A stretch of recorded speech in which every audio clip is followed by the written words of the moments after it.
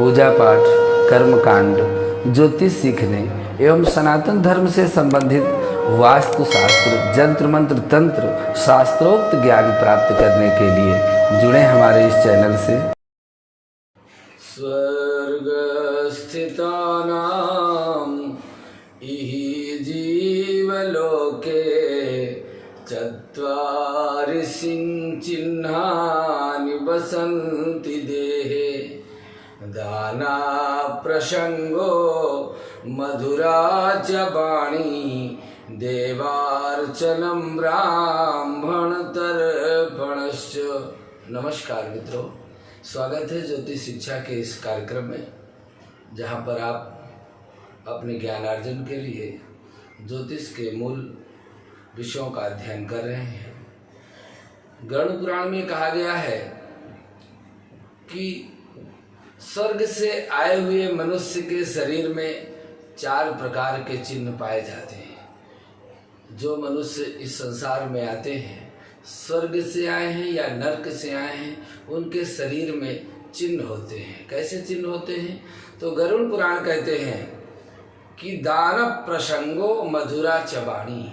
जो स्वर्ग से आए हैं उनकी वाणी मधुर और प्रिय होती है और वह नित्य दान धर्म पर उनकी रुचि होती है। देवार्चनम ब्राह्मण तर्पणश्च, और देवताओं का अर्चन करते हैं, नित्य अर्चन करते हैं और तर्पण भी पितरों के लिए करते हैं।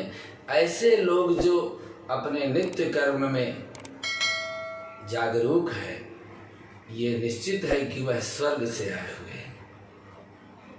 आज आपके लिए एक सुंदर जानकारी लेकर के आए हैं। मानव जन्म नक्षत्र पर आधारित है। एक अमावस्या जनित जन्म के दोष पर बहुत समय से हमारे दर्शकों के भी कमेंट आ रहे हैं और जानकारी भी ये बड़ी महत्वपूर्ण है कि अमावस्या जनित जन्म से क्या दोष उत्पन्न होता है। अर्थात कृष्ण पक्ष की चतुर्दशी से लेकर के और अमावस्या की तिथि पर जो जन्म बालक का होता है, वह जन्म अशुभ स्थिति में हो जाता है। क्यों? क्योंकि अनेक प्रकार के यदि कुंडली में शुभ योग हैं, राजयोग हैं, धन योग हैं, पर अमावस्या को यदि जन्म हो जाए तो इन सारे योगों पर पानी फिर जाता है। अमावस्या पर जन्म होने पर बालक के हमारे मनीषियों ने अनेक प्रकार के विश्लेषण करके बताए हैं। जब तुला राशि के नक्षत्र नवांशों में सूर्य और चंद्र की युति हो, तब यह दोष और भी अधिक विषाक्त हो जाता है, अशुभ फल देने वाला हो जाता है। और अधिकांशतः यह जो दीपावली को बनती है स्थिति, क्योंकि तुला राशि में सूर्य कार्तिक के महीने में रहते हैं और उस समय दीपावली के चतुर्दशी के मध्य में जन्म हुआ बालक अनेक प्रकार के कुंडली के शुभ योगों को भी उनके शुभ फल प्राप्त नहीं कर पाता। महर्षि पाराशर अपने बृहद पाराशर होरा शास्त्र में कहते हैं, 28वें अध्याय के प्रथम 4 श्लोकों में उन्होंने यह 17 प्रकार के अमावस्या जनित अशुभ योगों का उल्लेख किया है। अमावस्या का जन्म प्रमुख रूप से सर्वप्रथम उन स्थितियों पर, क्योंकि सूर्य और चंद्रमा एक ही राशि पर विद्यमान होते हैं, जब सूर्य और चंद्रमा एक ही नक्षत्र पर स्थित होते हैं तो वह अमावस्या जनित जन्म होता है। सूर्य और चंद्र का एक नक्षत्र में एक साथ और यदि एक ही नवांश में हो जाएं तो और भी यह हानिकारक हो जाता है।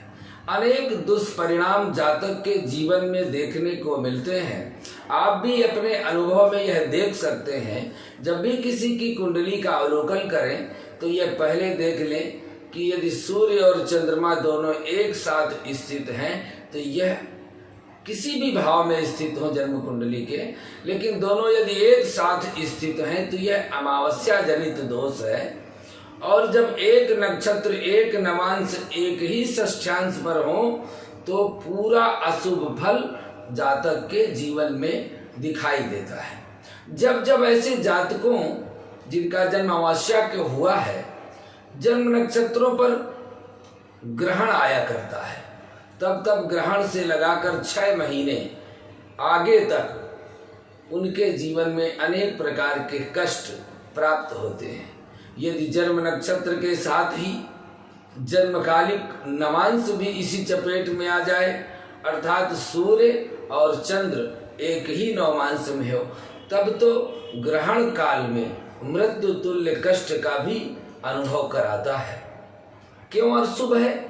अशुभ इसलिए है कि ज्योतिष शास्त्रों में सबसे प्रमुख सूर्य और चंद्र ही ग्रह हैं, 2 राजा ग्रह हैं।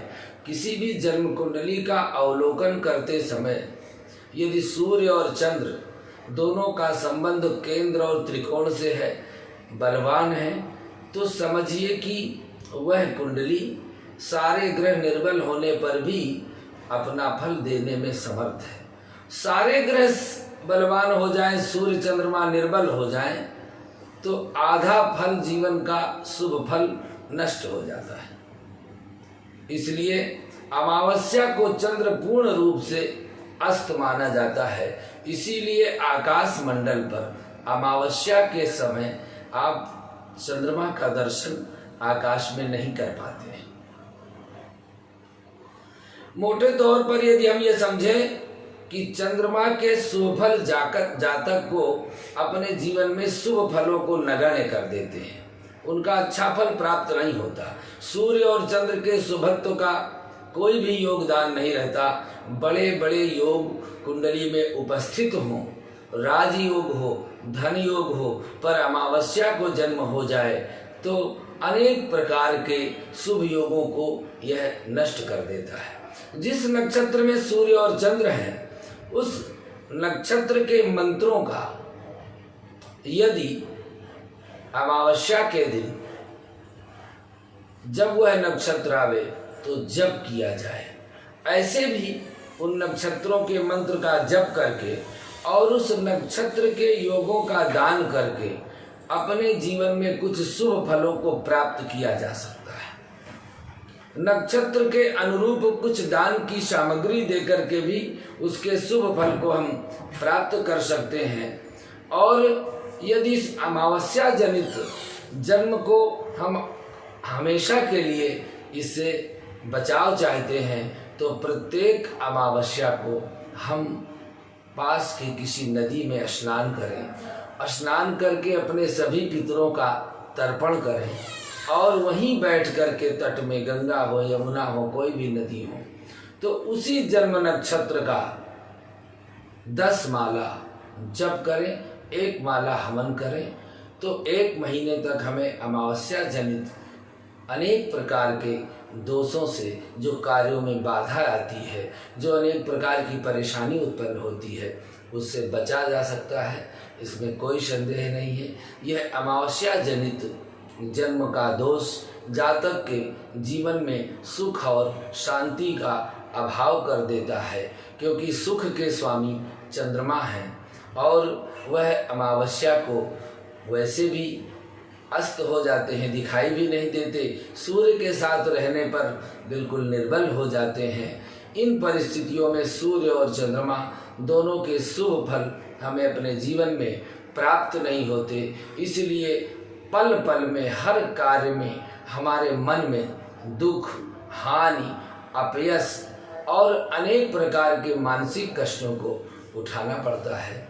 आज के लिए बस इतना ही। आपके लिए यह जो नक्षत्र जनित मंत्र है, यही उपाय करके आप अपने जीवन में सुख और शांति का अनुभव कर सकते हैं। मित्रों, यह ज्योतिष शिक्षा का कार्यक्रम अब थोड़ा विस्तृत रूप लेने जा रहा है, इसलिए हम ये चाहते हैं कि आप अपने विचार हमें कमेंट पर दें। यदि आपके मन में कोई जिज्ञासा है, कोई प्रश्न है, कुछ जानना चाहते हैं, तो आप कमेंट में ज़रूर लिखें वह प्रश्न ऐसा हो जो सार्वभौमिक हो, सार्वजनिक हो, जिसका लाभ सब लोगों को मिल सके। उन प्रश्नों को हम अपने इसमें संग्रह करके और उनका जवाब एक वीडियो के माध्यम से आपको देने का प्रयास करेंगे। नमस्कार।